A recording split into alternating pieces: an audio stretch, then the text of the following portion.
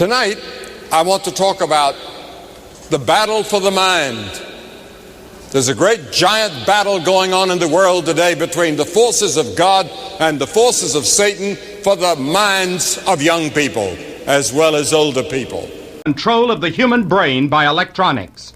Scientists are finding out how to manipulate your emotions, your thoughts, your behavior, and it is possible that they might even be able to control the will in a relatively short time, steadily increasing our power to influence, change, mold, and control human behavior. They also open up startling possibilities of mass control of human thought and behavior. One scientist says, the knowledge of human behavior is becoming highly organized. It is not too early to prepare ourselves for the day when there will be a behavior science which will make possible the control of human behavior with a high degree of precision.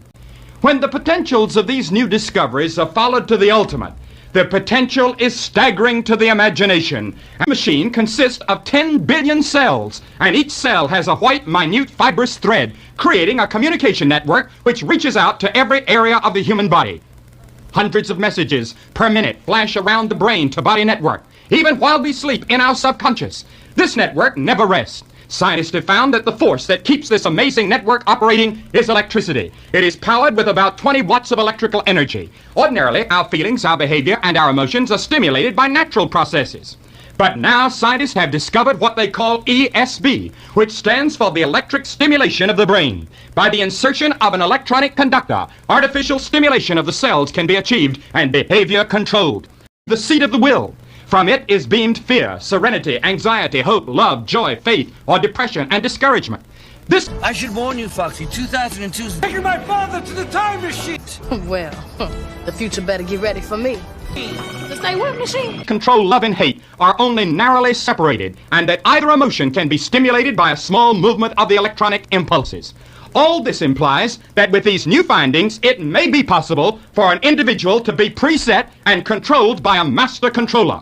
Dr. Curtis Schaefer, speaking to the National Electronics Conference, said, a child could be socketed in a few months after birth, and the once human being, thus controlled, would be the cheapest and most efficient of machines to create and operate.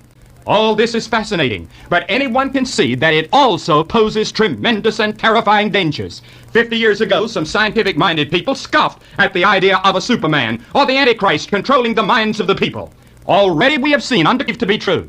The human mind seems to have a natural capacity for embracing deception. New findings of science. It is possible that we have arrived at that moment in history which may be stopped and all the world become guilty before God.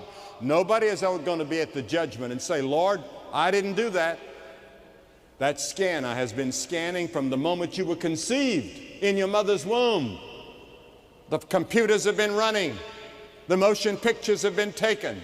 Not only of your deeds, but of your thoughts. Now the law... very different.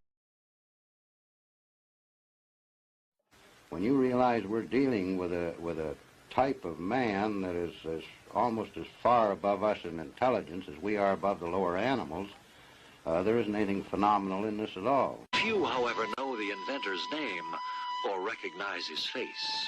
He is Nikola Tesla. In his time, he was a respected member of the scientific elite. Accomplishments.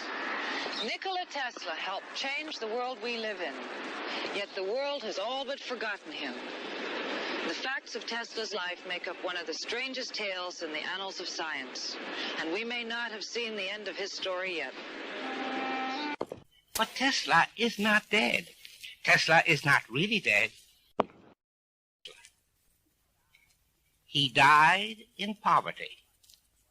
But he was one of the most useful and successful men who ever lived.